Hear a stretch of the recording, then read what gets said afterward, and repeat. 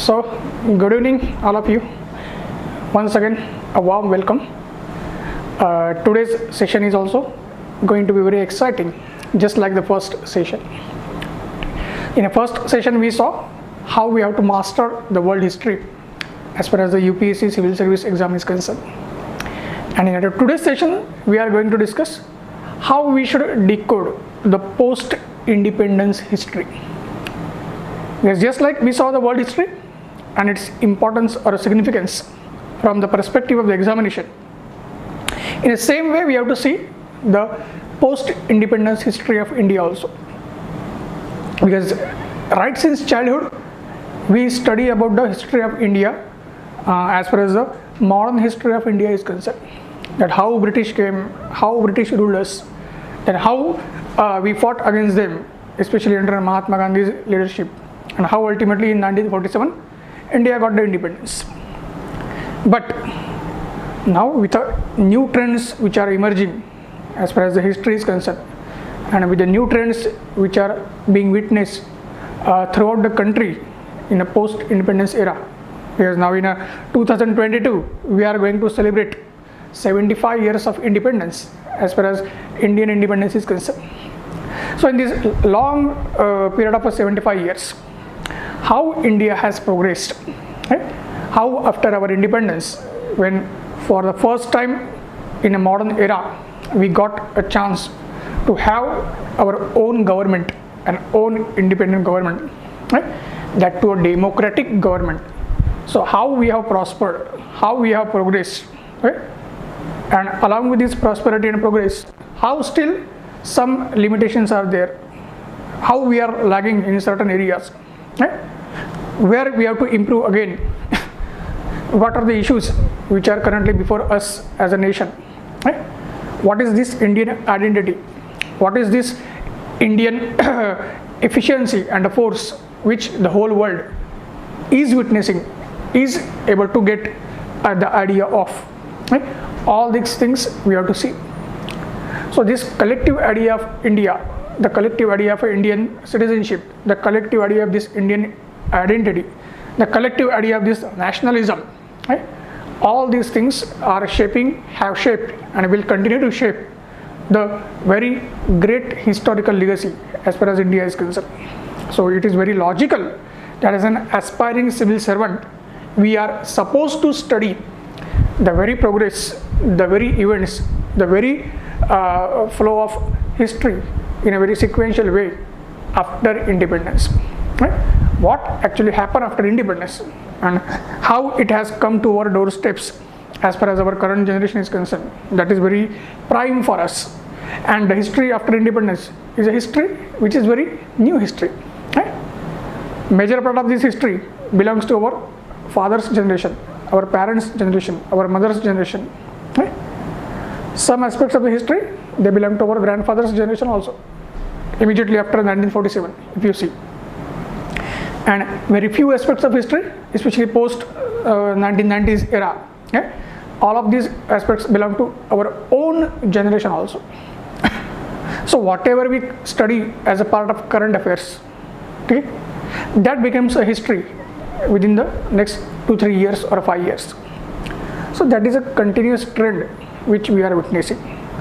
And day by day, as we can see, yesterday also we discussed about the world history and its linkage with modern India, and how the Indian history itself was influenced, and how the Indian history influenced the world history. Similarly, the post-independence history itself is associated with the current events. The post-independence history itself is influenced by the world events, and our post-independence history, or India as an independent country, is also influencing the world as a whole. So this is what whole dimensions, the all angles and perspectives, the prospects, the issues, and the kind of eventual occurrence as far as the history is concerned, that we have to see. And that is how we have to discuss, that is how the UPSC expects from us, and that is how we have to ultimately attempt in an examination. So this is the way in which we are going to discuss now. So we can see, just like yesterday, what first we have to get into as a part of this post-independence India. Right? When we want to decode this post-independence history, what first we have to do is again go through the syllabus which has been prescribed by the UPSC. And again I will like to make it clear that the post-independence history also, the syllabus is only for main examination. In a prelims we don't have post-independence history as such. But still, in a prelims also, once in a 4 or 5 years, we can see 1 or 2 questions of the post-independence India, especially immediately after 1947. They can be asked and they have been asked. But the chances of asking the questions in a prelims are very less. But specifically, the post-independence history is a part of a main examination. And again, just like world history, the weightage of the post-independence history has been varying for long years. Since the UPSC changed the syllabus, the weightage is very flexible. But still, we cannot just ignore it because it is very, very crucial for us. And again, just like yesterday, I will tell you that how this post-independence history, apart from history, in which subjects and topics and chapters as far as the UPSC syllabus is concerned, where it is important, how it can be linked, and how we can use the information and the content of the post-independent history into the other areas. So with this, we can start our discussion. So decoding post-independence history. Okay, so again, first thing that we have to keep in mind that it's only for mains. Okay, very less chance in prelims. So in a syllabus of the prelims, it is not mentioned. It is mentioned only in a main syllabus of mains. But in a prelims, once in a 5 years, as I mentioned, a question has been asked. But there are very less chances. So this is a part. Then again, when we come to syllabus, UPSC has just given a passing reference as far as the syllabus is concerned. No full-fledged syllabus has been mentioned.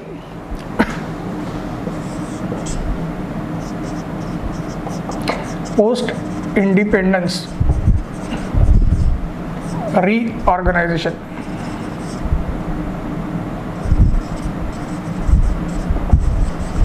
Okay, post-independence reorganization has been mentioned by the UPSC as far as the syllabus is concerned. Okay, and the initial challenges.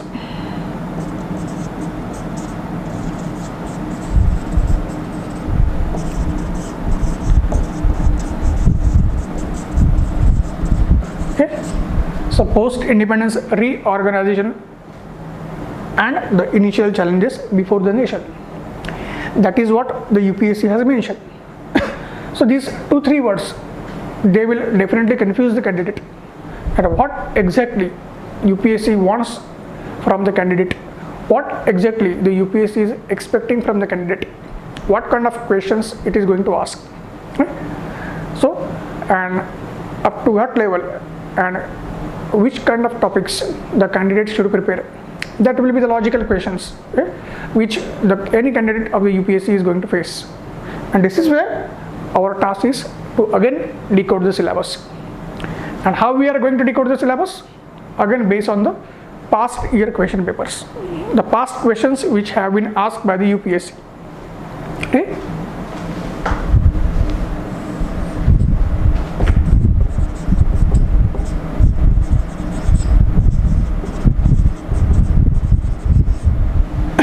So past year question paper is our main bread and butter through which we are going to decode the syllabus.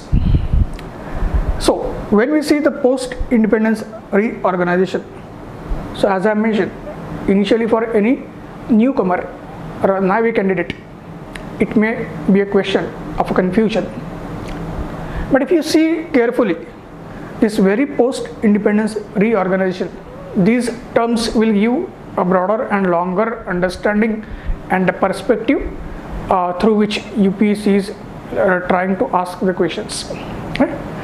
the post-independence reorganization, it will focus upon many years after independence, whereby India was being reorganized continuously.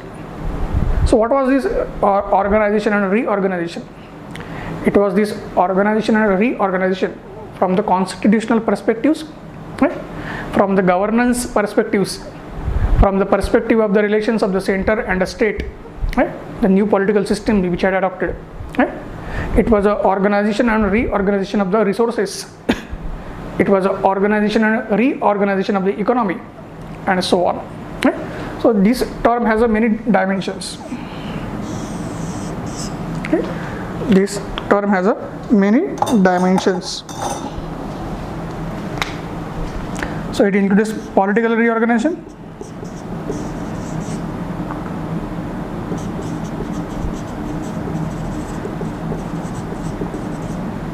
it includes territorial reorganization,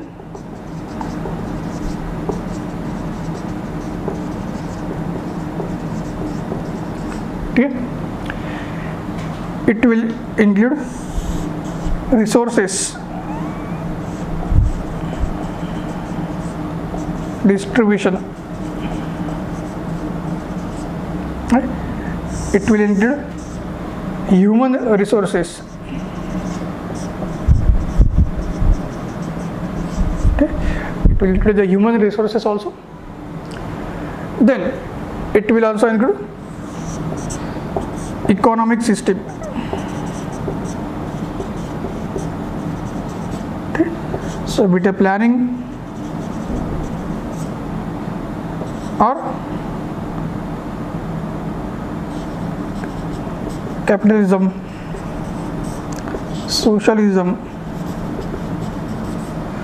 any kind of reorganization as far as the economy was concerned, the kind of resource reorganization, kind of political reorganization, a kind of territorial reorganization.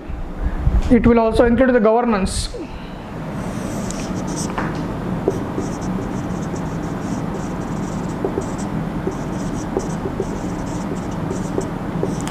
reorganization of governance, decentralization,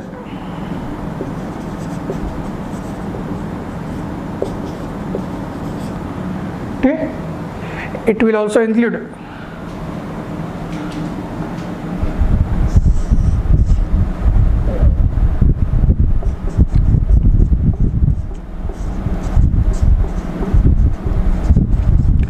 role of civil society and media also. As far as the reorganization is concerned, it will also include the role of civil society and media also. So this is a vast dimension in which the term reorganization has been used as far as this post-independence era is concerned. Again, if you have to go timeline wise or year wise, then initially UPSC used to ask questions from 1947 to 1964 era. Initially, the UPSC used to ask the questions from 1947 to 1964 era. This was called as the Nehruvian era. This was called as the Nehruvian era.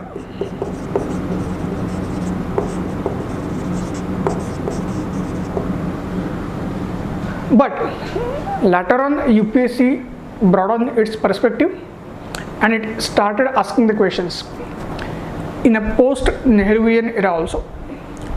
So the new category came Shastri era.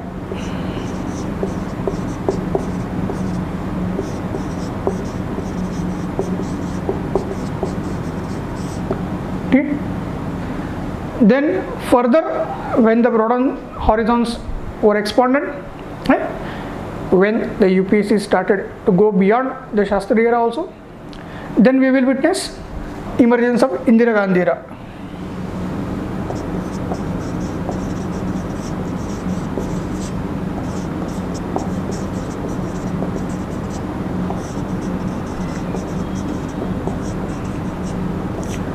So from 1966 we will see up to 1984 a long era of the Indira Gandhi became of a prime importance as far as UPSC was concerned.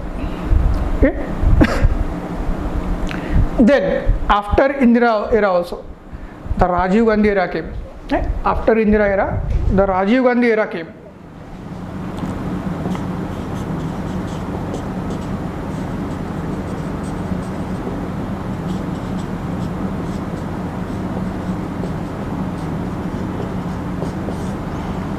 Okay.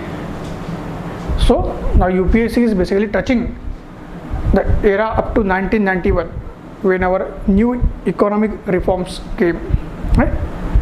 And the LPG era started, that is liberalization, globalization and privatization era started in 1999. So up to that era where UPSC is asking the questions, right?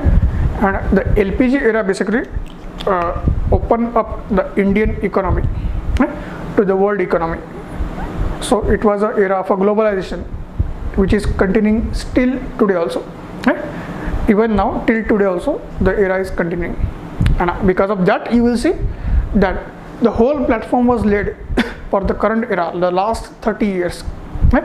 The platform was laid from 1947 to 1991, and that's why UPSC is asking the questions to us up to 1991. Some extent UPSC is even coming up to year 2000, right? Up to certain extent UPSC is even asking the questions up to year 2000, not frequently but sometimes, right? So till the end of 20th century the questions are being asked. That is what we have to keep in mind, right? So from 47 till 19 up to 2000 era the questions are being asked, okay, as far as the end of the 20th century is concerned. So from that perspective and that angle we have to see how the changes are being done, right? So how the changes are being done and how the UPSC is asking the questions, what it is expecting from the candidates. Okay, so this is the whole perspective, that how UPSC will be going to ask the questions by broadening the syllabus. Now one by one we will see the subtopics as far as all these eras are concerned, and how the UPSC has asked questions and how UPSC can ask the questions. So in what way we should be prepared, and we are going to see only those topics which are important. So again, our main basic principle, that cracking UPSC we should know what to study, what not to study, okay? While cracking UPSC we have to know what to study and what not to study, and as I told you that it applies to every subject, not only history, every subject. So for post-independent history also it will be the case, that we have to know that what we have to study and what we should leave. So again when we discuss the topics which we have to study, automatically we will have the idea what we should leave, okay? So this is the case.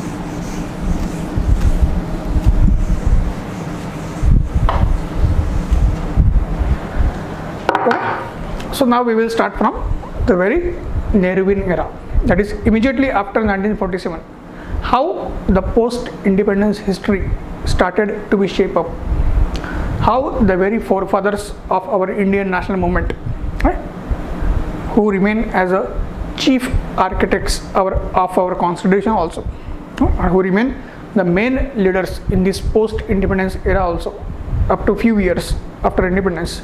So how this basic foundation of a new India was laid, and what was the contribution of one of the greatest nationalist leaders of India and our first Prime Minister Jawaharlal Nehru.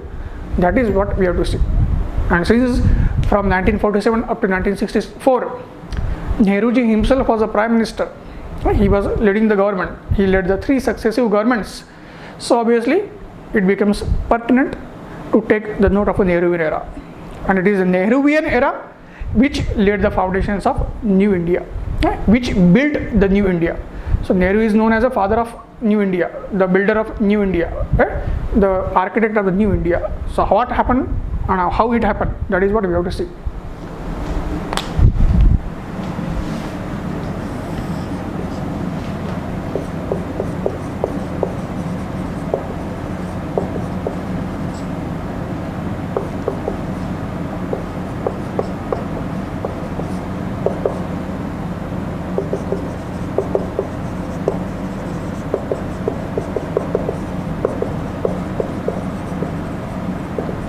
So what we should study in this Nehruvian era, what UPSC is expecting from us. First, Constituent Assembly.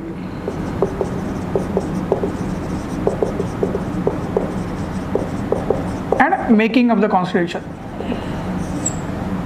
Constituent Assembly and making of the Constitution.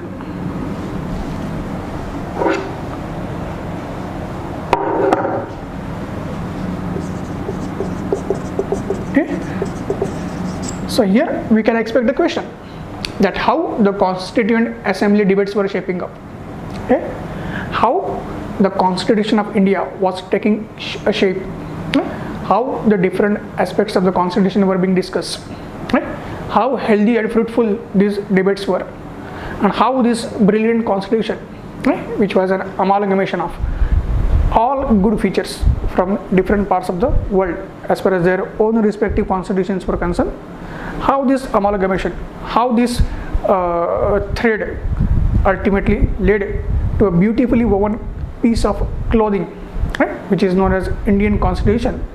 That is what we have to study. So here we have to focus Constitution making process.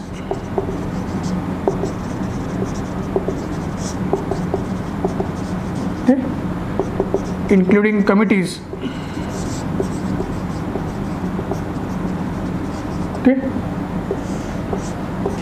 role of female members in making Constitution,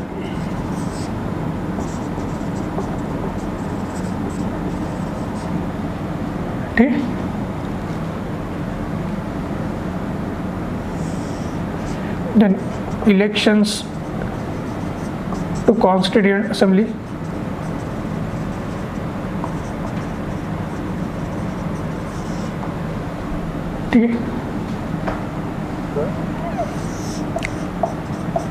philosophy of the Constitution. What was the philosophy of the Constitution?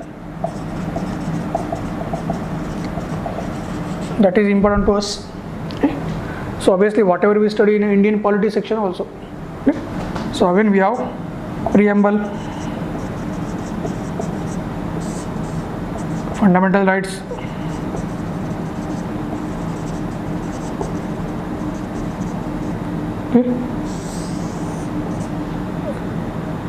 DPSP,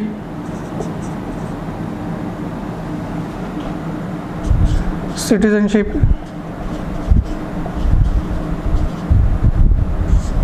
elections. So these 4 or 5 highlights as far as the overall Constitution making process and the philosophy of the Constitution that we have to see. And obviously in the preamble we will have socialism also, secularism. So these are subtopics or subparts.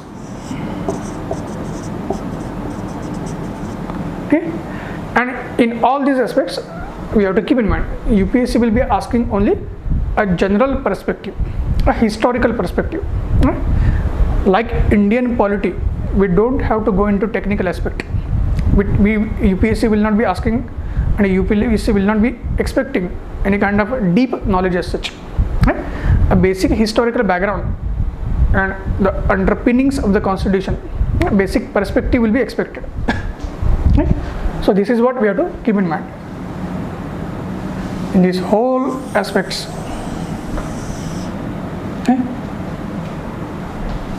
What is important? Historical background and underpinnings, including evolution of constitution,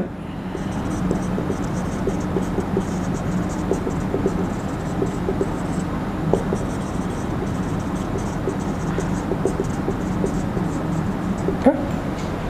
So the overall perspective and the historical background and the evolution of the constitution as far as the British era was concerned, right? Through the British era, that is what the UPSC will be expecting. It will not be expecting any kind of deep knowledge, right, or technical knowledge, because we are going to deal with the topic in a post-independence history. So historical angle is important. That is what we should know. Historical angle required, right? So this aspect should be marked out. This aspect should be noted. Okay? Always the historical angle. Yes, if you write the answer for the question on any of these topics, okay, from the Indian polity perspective, you may not be getting the marks, since the question will be asked in a paper 1, GS paper 1, okay, because the post-independence history is a part of GS paper 1, okay. So because of that, the question has to be attempted from the same perspective in which it is being asked.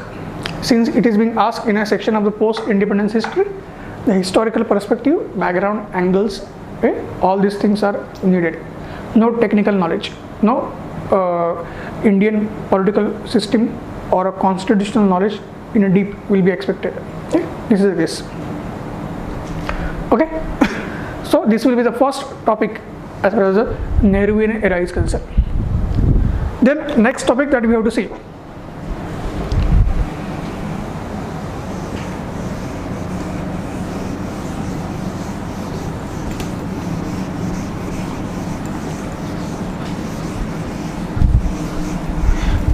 Next topic that will be dealt with, very important and oft repeated or favorite topic of the UPSC. It has been and it will remain also, and that is reorganization of princely state. Okay. Along with their integration.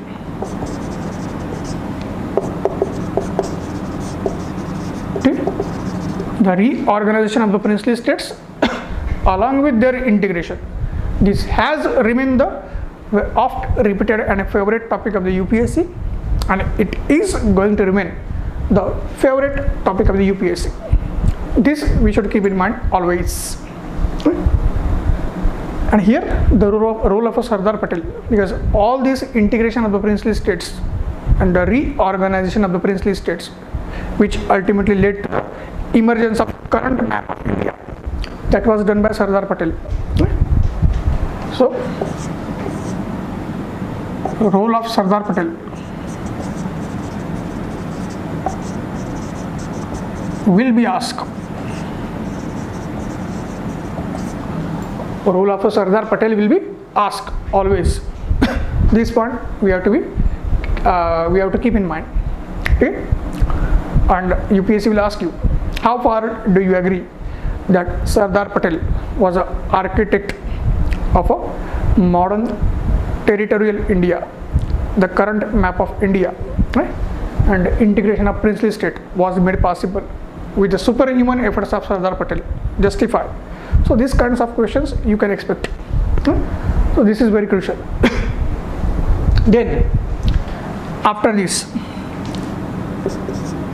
integration of tribals.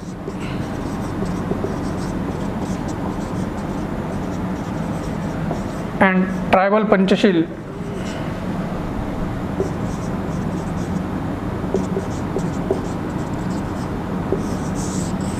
Integration of the tribals and tribal Panchashil. That will be the next topic. Yeah? As far as the reorganization of the India was concerned. Because apart from the political reorganization, apart from the reorganization of the princely states, it was also necessary that the integration of the vulnerable sections of the society, right? The marginal sections of the society has to take place in a very democratic way. And Nehruji, our first Prime Minister, was very concerned about this. He wanted a democratic process. Right? He did not want any kind of force as far as the integration of the tribals and tribal society, their cultural traits, right? Their lifestyle was concerned into the mainstream of the society. Right? Democratic and tolerant approach. Okay? And it was going to be integration, not assimilation. Okay? Because assimilation is always with force, integration is always by the own will of a group or people who want to get integrated or who are supposed to be integrated. Okay? That's why it was not a assimilation, it was a integration. That we have to keep in mind. So this will remain a second topic. Third,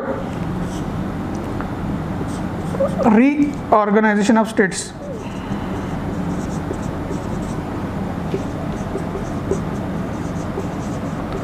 On linguistic basis. This is also a very favorite topic of the UPSC, always crucial, has remained crucial, and as I told you, will always remain crucial. Right? So state reorganization of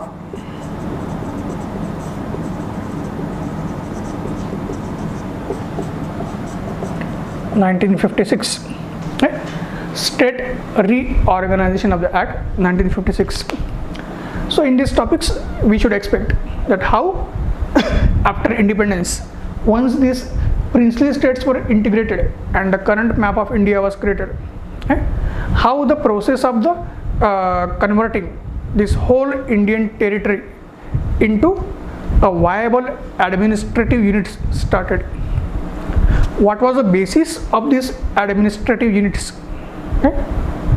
How and why this basis was selected, and then in what process these states or Indian territory was reorganized. Okay? What were the committees and commissions which were established to have this process been completed. Right? That is what all we have to study as a part of state reorganization is concerned. And as I have mentioned, this reorganization was achieved on the basis of language. Right? This reorganization was achieved on the basis of language. So this is what the whole scenario in a comprehensive way we have to study.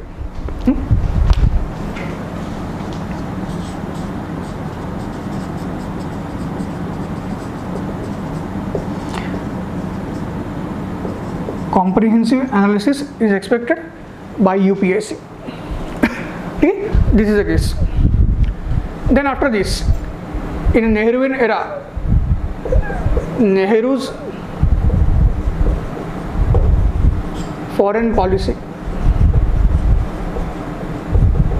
okay, in that NAM, non-aligned movement,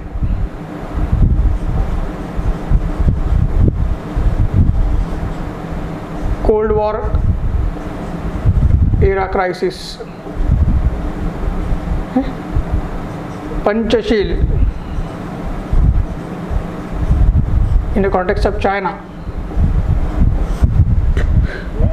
All these topics will be covered. Okay?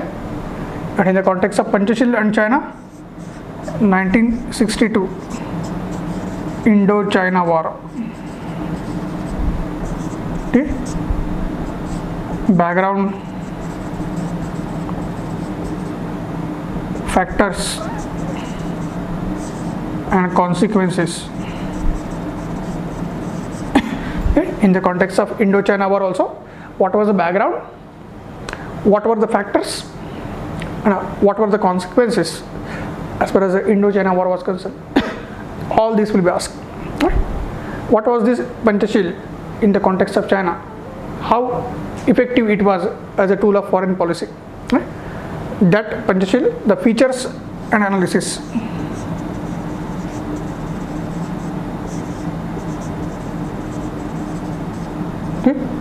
that to a critical analysis. That to a critical analysis will be asked.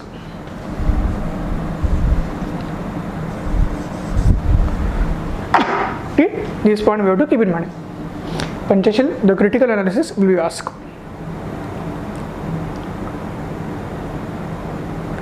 Then,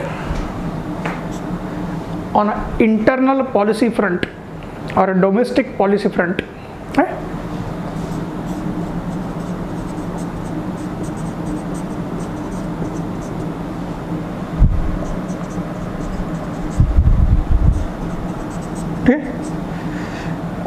education is IIT and IIMs, UGC, then socialism, 5-year plan, then we will ask about mixed economic model,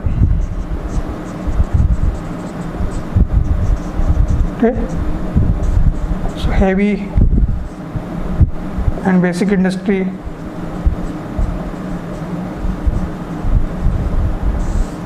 public sector, space and nuclear development,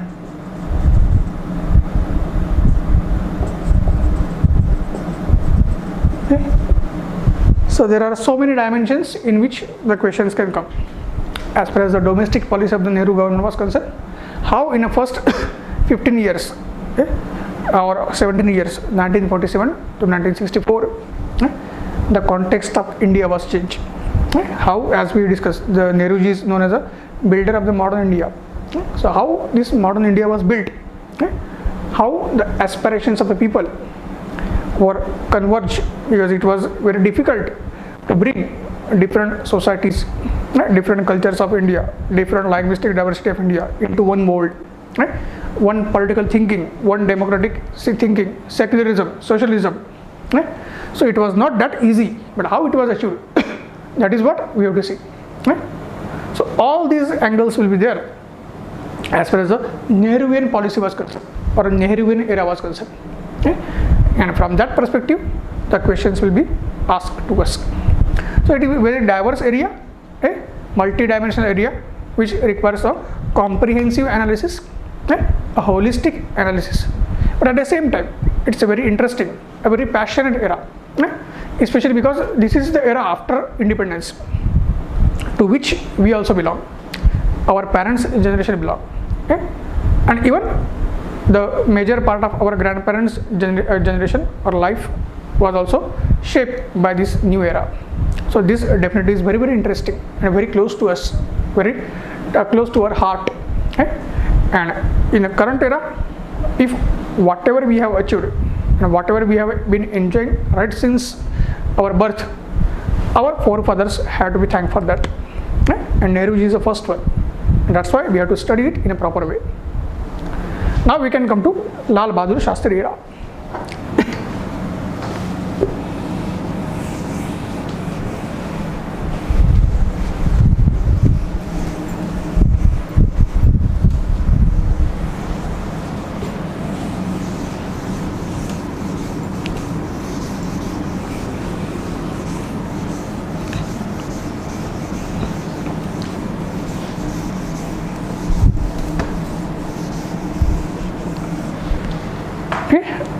After Nehruji's unfortunate death in 1964, and mainly due to the defeat which India suffered out of that Indo-China War of 1962, which took a toll on the health of the Nehruji.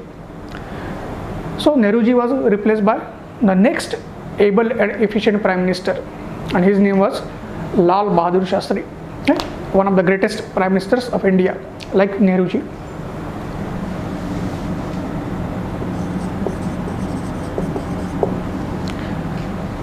Okay, so here we will see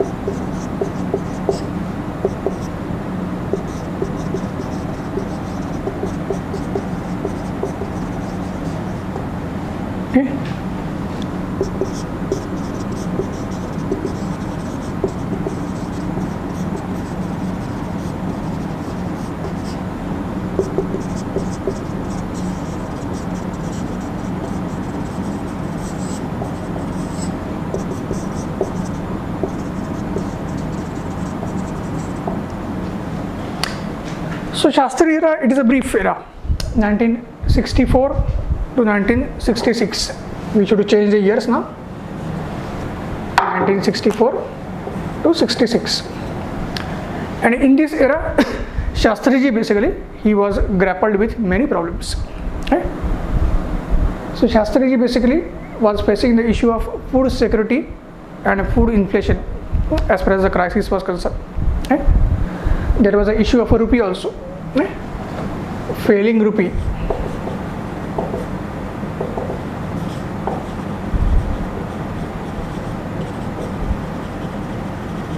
Okay. There was a issue of a failing rupee also as far as the rupee as a currency was concerned. Right?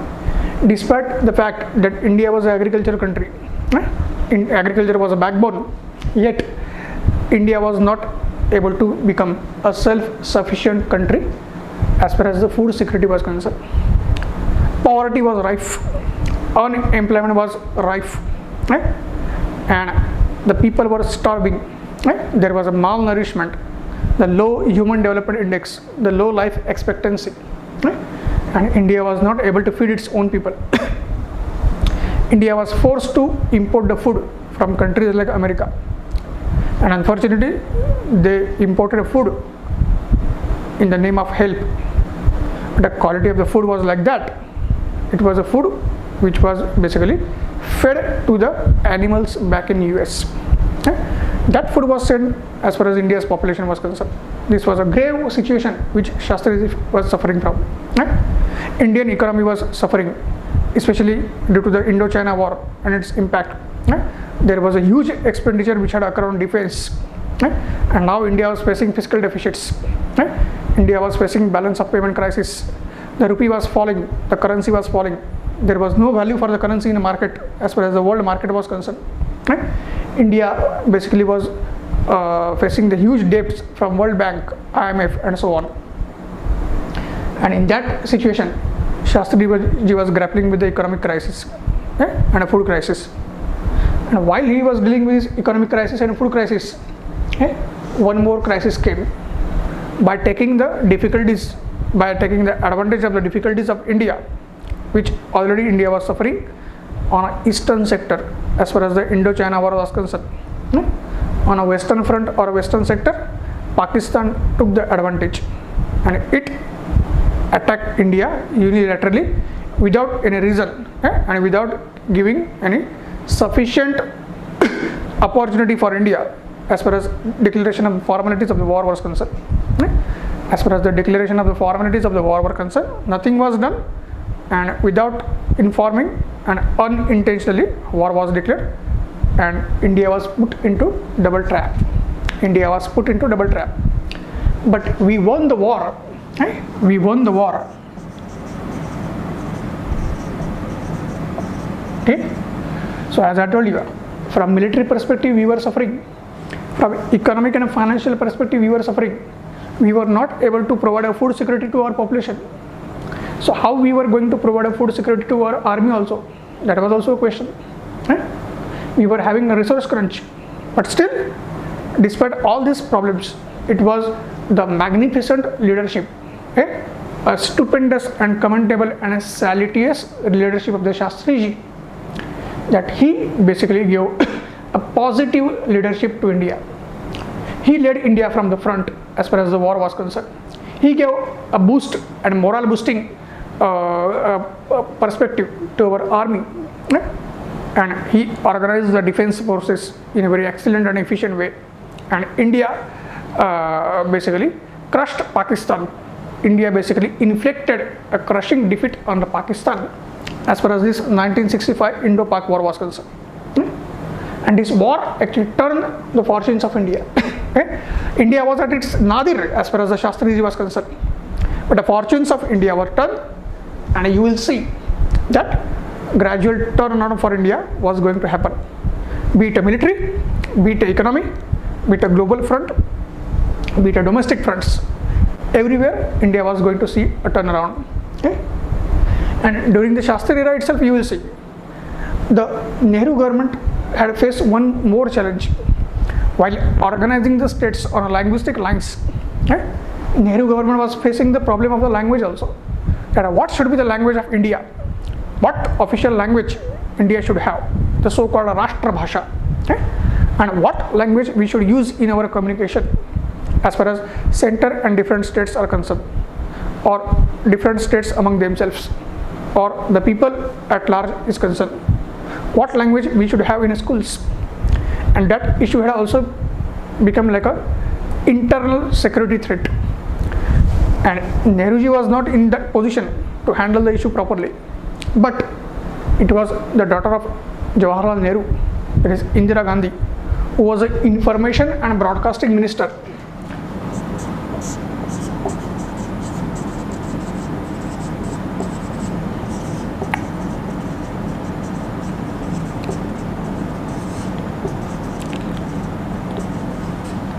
Who was the information and broadcasting minister under Shastriji, and who ultimately succeeded Shastriji as the prime minister also. She handled this language issue excellently. This very language issue was going to torn India apart.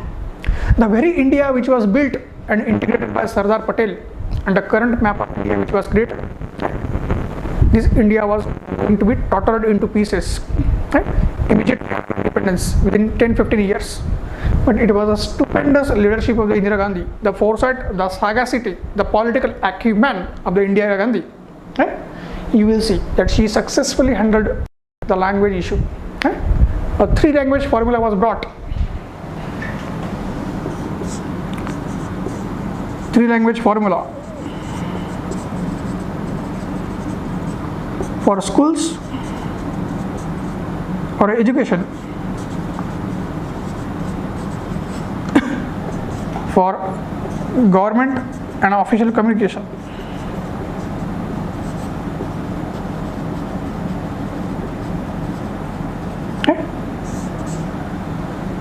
And also in a sphere of media and public issues at large. And Hindi was adopted as an official language.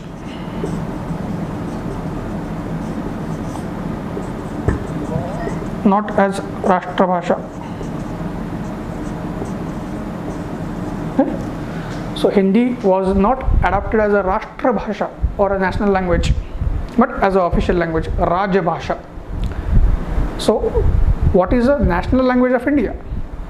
All 22 languages which have been included in the 8th schedule of the Constitution, they are considered as a national languages.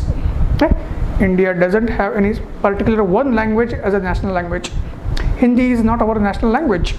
Hindi is our official language. But along with other languages of India, Hindi becomes the national language. But exclusively Hindi is not a national language. That we have to keep in mind. So that is how the issue was successfully handled by the Indira Gandhi. So all these events we have to study as far as the Shastri era is concerned, and upon which the UPSC has asked the questions and UPSC will be asking the questions. And one more thing that I would like to refer here, that despite UPSC broadening the horizons of the post-independence era up to 1991 and up to even 2000 year or era for 2000, still we have to keep in mind 80% questions of post-independence.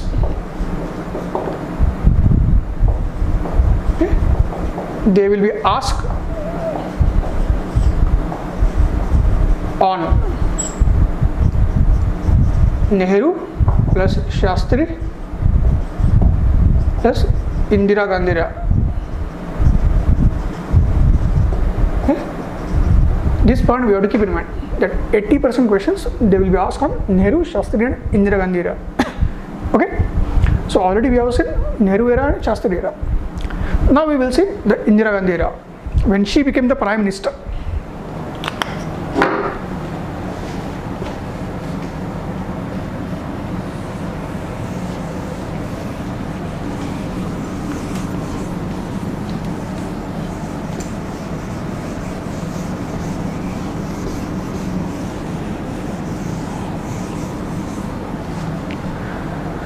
Okay? So just like Nehruji and Shastriji, Indira is also one of the greatest prime ministers, and according to many, be it people at large, or be it political experts, be it media experts, the constitutional experts, and so on, or even many bureaucrats who have served in the governments, they consider Indira Gandhi as a best ever prime minister India has had, with all kinds of problems and fallacies or negative aspects associated with the rule of Indira Gandhi.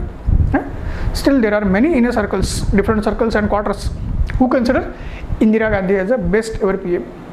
Not just because she was a lady, but she was one of the greatest administrators. A very country like India, throughout its history, even though it has respected the woman, the India as a whole has always respected and glorified the woman as a goddess also. But still, under the patriarchy, Indian women were always deprived. And Indira Gandhi and her own rise was not averse to that. She had to face a lot of patriarchy, despite the fact that the whole freedom movement was fought for the liberation of women also. The whole freedom movement involved the empowerment of women. There were so many women nationalist leaders who were the part of Indian national movement and whose contribution was equally important for independence of India. There were so many women members of the Constituent Assembly who have been the architect of this constitution, including Indira Gandhi herself. But when she became prime minister, she had to face a lot of opposition from the patriarchy, which was there in the political circles. And even the society as a whole was looking at Indira Gandhi as a feeble lady, an isolated lady who was not expected to do wonders in the society like India, which was still grappling with the patriarchy. But the Indira Gandhi destroyed the very psyche of India. The very Indira Gandhi showed her own mettle, her own caliber, her own efficiency.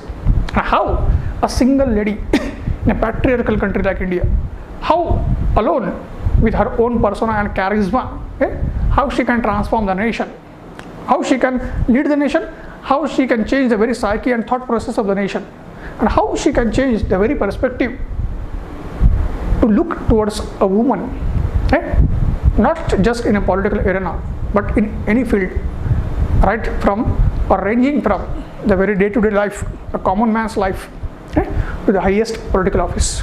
And that is what we have to see and salute one of the greatest prime ministers of India ever had. And one more thing, as we can know, Indira Gandhi is the only second female ruler to rule the Delhi. If we take the 5,000 years of Indian history, we will see there was only one female ruler of the Delhi before Indira Gandhi. I am using the words very carefully. I am not talking about the female rulers of India as a whole. I am talking about the female ruler of Delhi. Razia Sultana was the only female ruler as far as the Delhi was concerned.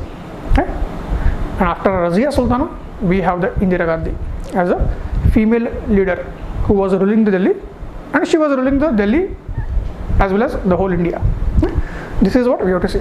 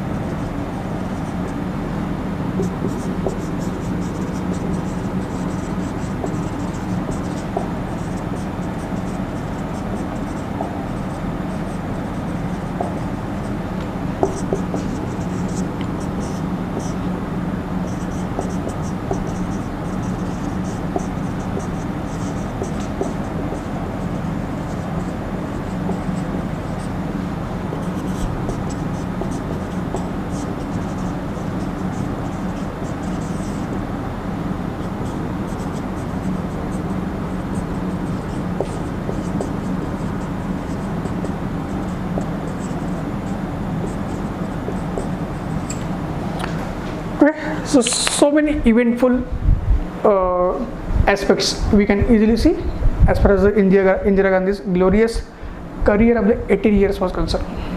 If her father Nehruji ruled for 17 years, she had a long 18 years. Of course, there was a gap. She had to leave the office of a prime minister in between. Right? She was defeated also as far as the elections were concerned. Okay? And we have the dark chapter. Okay? We have the dark chapter in the history of modern India.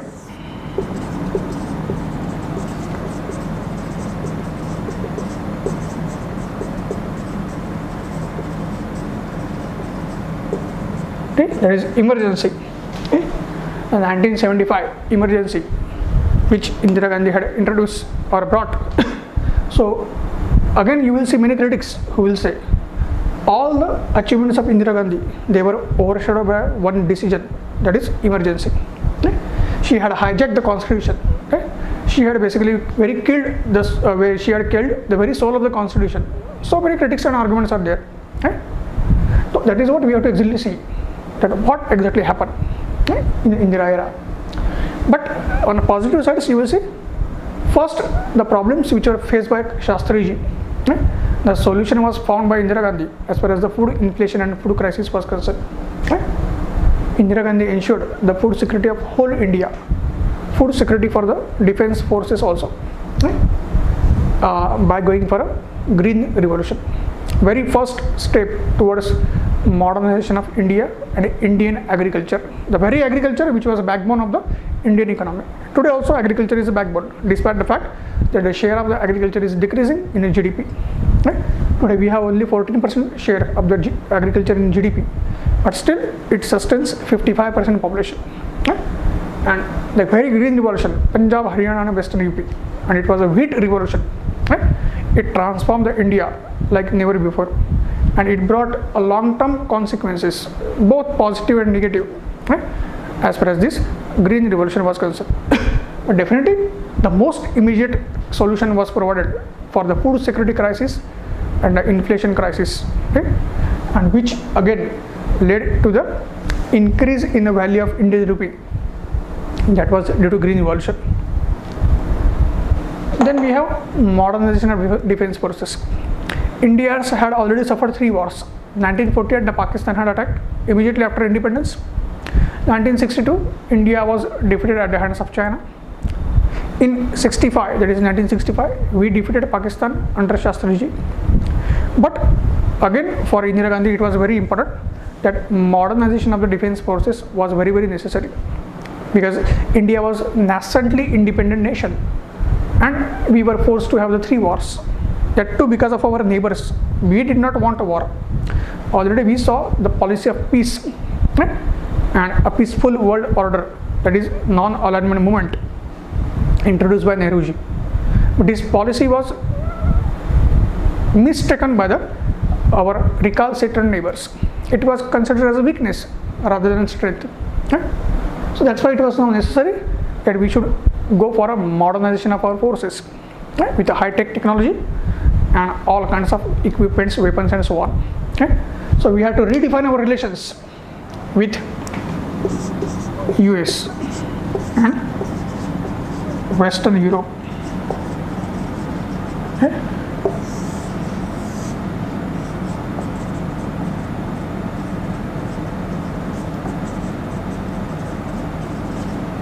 We had to redefine our relations with the US and Western Europe.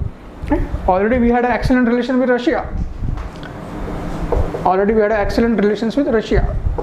But still, the US and Western Europe, which had a negative perception of India, which were not ready to support India till the time of advent of Indira Gandhi, gradually the policy was changed.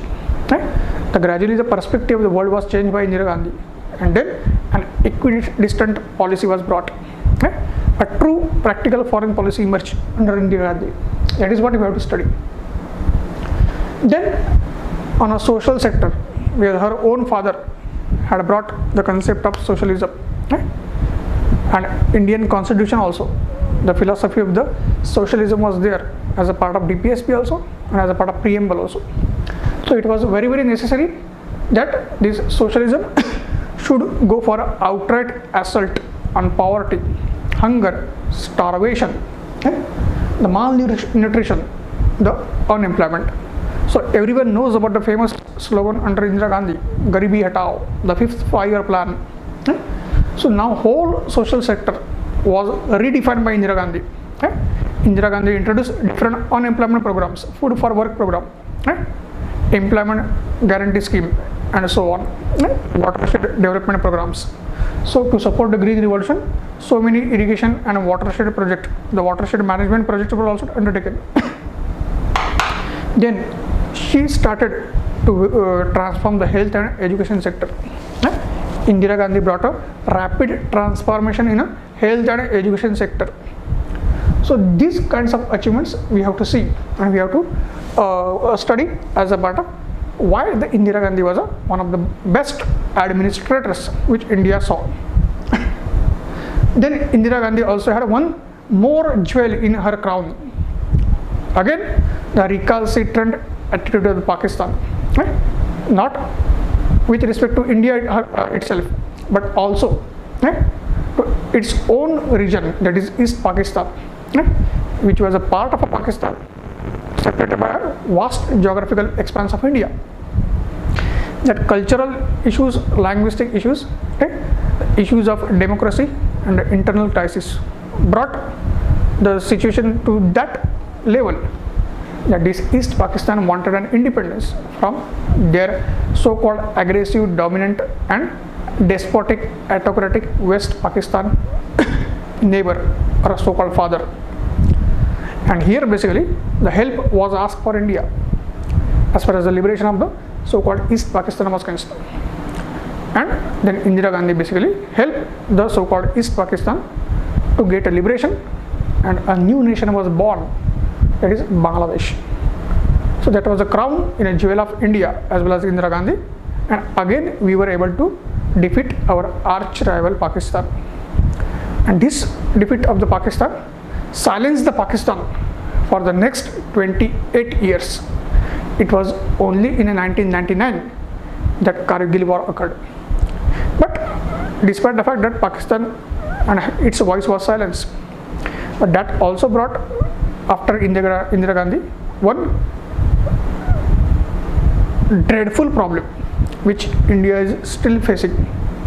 That is a proxy war, that is terrorism and militancy in Kashmir. But that was to be faced by her own son Rajiv Gandhi, not by Indira Gandhi.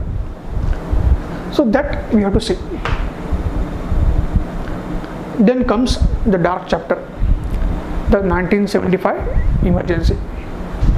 This is where Indira Gandhi definitely faces a criticism.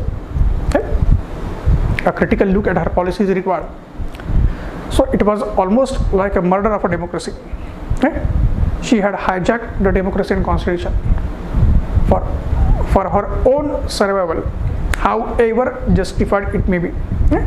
There were equally enough factors who were doing injustice as far as Indira Gandhi was concerned. As we discussed, she was facing the problems being a woman. She was facing the problems of patriarchy in politics, and there were other issues also which would have brought troubles for her. So whatever may be the factors, to tackle these factors, the path which she had chosen was absolutely anti-democratic. It had brought the country to a standstill. The whole fundamental rights, the whole so-called soul of the constitution was gone, and citizens were facing that all their liberties were curtailed. No one can do anything. The press was suppressed, and that's why it was called as a dark chapter. Opposition leaders were jailed. So whatever may be the reasons, the actions of Indira Gandhi could not be justified, because it would set a wrong precedent for the future leaders also, and a very democracy in its fundamentals, which were nurtured by her own father, that would have been destroyed. But fortunately, the good sense and wisdom prevailed, and emergency was withdrawn. In between, we had a Janata Party government, 1977 to 1980, 2.5 years. Indira Gandhi was not there in power. That's why we have to keep in mind. Despite these 18 years of power, at least for 2-3 years she was not in power. So she was there for 15 years actually. Right? And whatever was wrong done by the Indira Gandhi, that was undone by the Janata Party government. But again, Indira Gandhi was able to gain the power in 1980. Right? And in that 4 years of her career, apart from the other good things, she faced the dreadful militancy in the form of Khalistan. Right? And Khalistan itself was one of the negative consequences of the Green Revolution.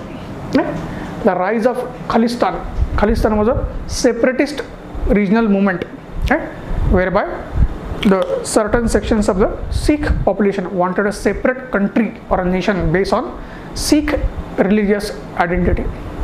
And it was a very complex issue whereby the factors and causes and the roots were going back not only to Green Revolution but outside India, in Pakistan, the role of ISI, right?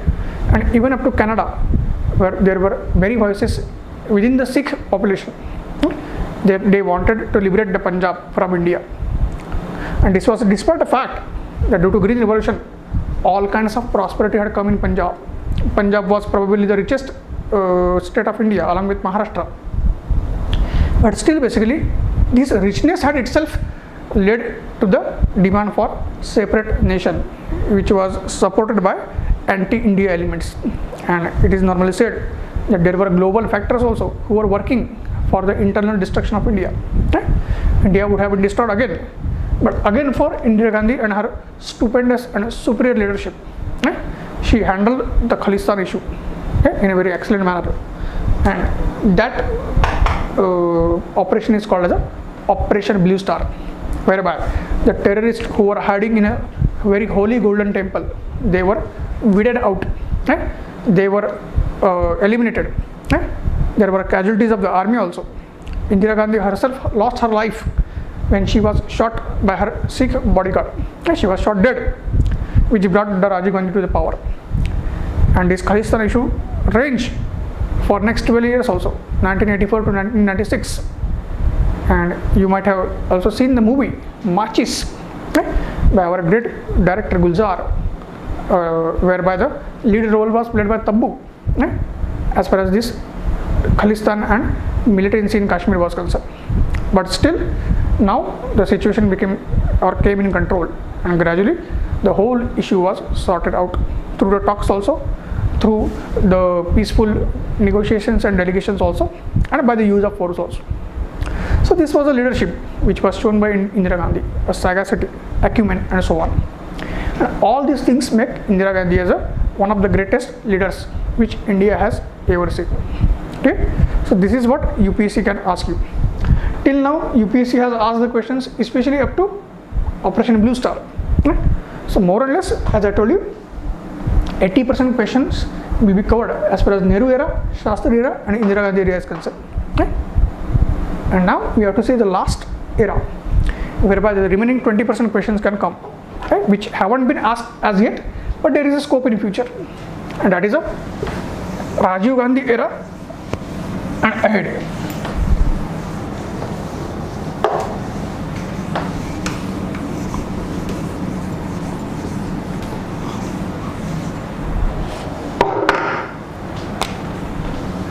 Rajiv Gandhi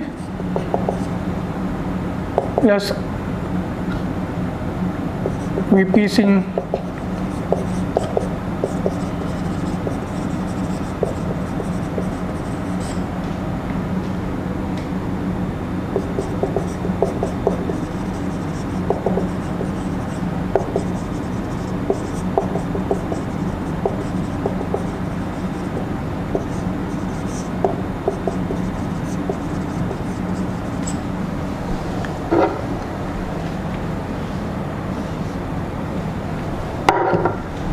So from 1984 up to 2004, we can have the 20-year era as far as the Rajiv Gandhi is concerned. VP Singh, Bhagwant Chandra Shekhar, PV Narasimha Rao, and Atal Bihari Vajpayee as the Prime Ministers are concerned. In between we also had a Deve Gowda also, but still the major forces we can take place. In VPC Rajiv Gandhi era, we had again defense modernization.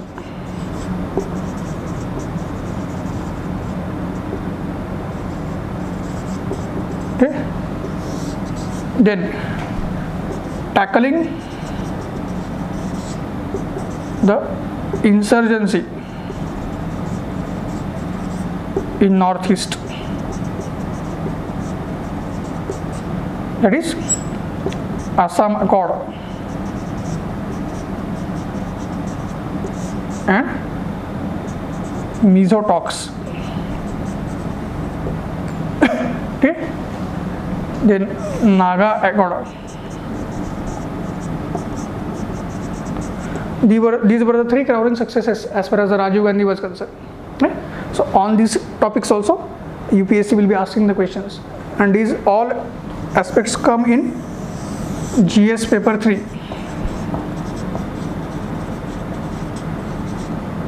Internal security also. Okay. All these aspects are going to come in GS paper 3, internal security also. Then VP Singh Chandrasekhar era, that redefined social perspective. That is Mandal Commission and OBC reservation. Mandal Commission and OBC reservation issue. This topic will be important because this topic always remains in a current issues also. This topic also remains in a current issues. So it's a part of social justice, polity plus governance, okay, plus AC. Okay. These are GS paper 2. Okay. So we have to see how the things are linked. These topics you will find, all topics will be covered in social justice, polity and governance, GS paper 2. It will be covered in AC also. Okay. So that is what this era will be important for us. Then these topics will also be covered into GS paper 1, Indian society. GS paper 1, Indian society. So multi-dimensional angles are there as far as these topics are concerned. Okay. PV Narasimha Rao era about economic liberation or reforms. LPG era, okay. Opening of Indian economy. Okay. So in a GS paper 3 also. Okay. International relations.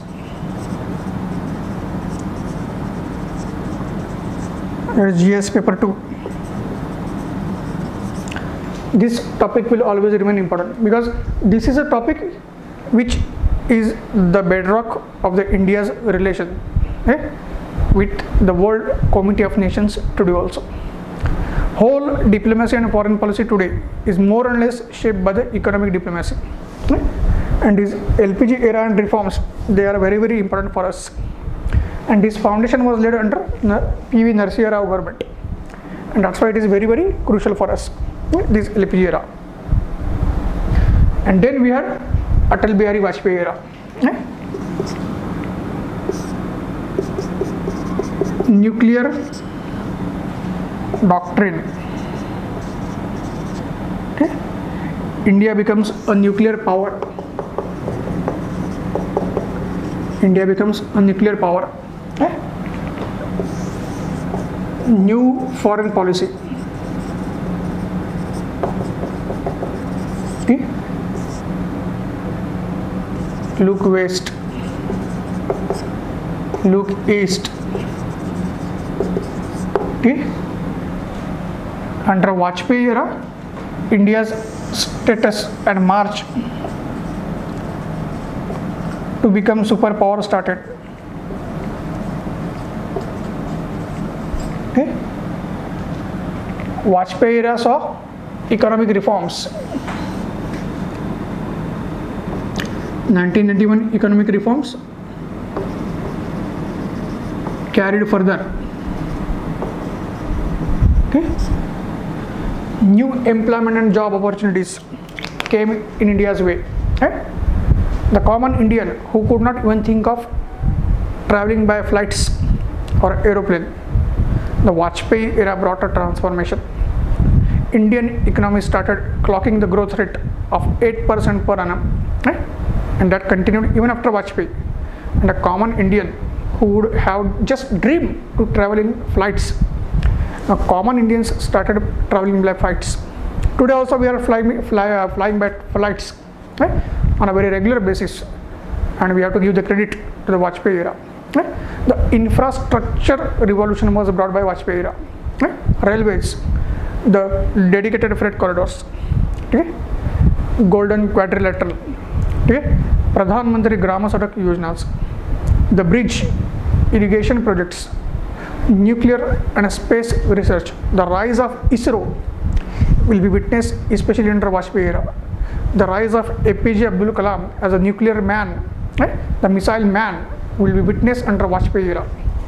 India was actually becoming or marching its journey towards becoming superpower under Vajpayee era. Okay? So defense, space, nuclear power, infrastructure, railway projects, road projects, okay? And what not, air policy, okay? International relations, increase in trade and commerce, 8% growth in economy, India shining, all was brought by Vajpayee. But in a process, the Vajpayee's government could not penetrate all these reforms into our real Bharat, that is rural India. So the gap between the so-called urban India, the India shining, and the rural India, the real Bharat, started widening, and that actually brought the end to the Vajpayee era in 2004. The voters, our electors, they voted for the Congress, that is Manmohan Singh era, right? Which lasted from 2004 to 2014. And after that era, currently the Modi era is going on. Right? In 2014, the Prime Minister Modi came. But the questions will be asked up to Vajpayee era in that last 20%. This is covering only last 20%. Right? 80%, as I told you, has already been covered by Nehruji and Shastriji and Indira Gandhi era. This is most important for us. And in these eras, these aspects are important. And more or less, as I have mentioned, all these aspects are going to be studied by you in other aspects of the UPSC papers, as a part of current affairs also, or as a part of a subject specific approach, as I have mentioned in different eras. So this way, so Vajpayee also is one of the greatest prime ministers which India has seen. A very balanced and respected by everyone, be it his opponents, critics, or the supporters. Equally, everyone was respecting Vajpayee. And because of all these great personalities, Nehruji, Shastriji, Indira Gandhi ji, Vajpayee, and so on, and equally credit to the Rajiv Gandhi ji and others also. And then we had Manmohan Singh ji also. Today we have Modi ji also. The point is that all these great personalities and the governments, despite different ideologies, perspectives, political angles and perspectives and issues and so on, they have helped India not only to stand on its own feet, but also emerge as a superpower. And this is what is very important for us, because ultimately we are going to be bureaucrats. Again, we are going to serve any one of the government, usually come, be it a Congress government, be it a BJP government, the leaders might change. But as a bureaucrats, we are going to be the very supporters of these leaders, our political leadership. And as a permanent executive, we have to do our duty as an IAS officer, as a civil servant, to take this modern India into a new horizons, a new era. We have to make India as a real superpower, because we are a generation of the 21st century, and we have to achieve our objective at a global level also. Okay? And for this current crisis of the COVID going on since last year has also given us a strength, opportunity, and a mind which can be used to to bring the new challenges, new innovations to solve this current crisis. And we are going to unitedly fight this crisis, overcome this crisis. That will shape our personality and the whole knowledge of the world history, whole knowledge of post-independence India, the whole knowledge of the other aspects of the history and other subjects of the UPSC is going to bring a best out of us. It is going to shape best personality. So this is the whole perspective for the decoding post-independence history. Now you have got the whole idea that how the questions will be asked, what is the syllabus, what are the topics on which the questions have been asked, what are the topics on which the questions will be asked. Okay. So with this, I will like to take your leave. So again, have a good day. Okay. And once again, we will meet in a very exciting session in the near future. Till then, be safe, take care of yourself and take care of others also. Thank you very much.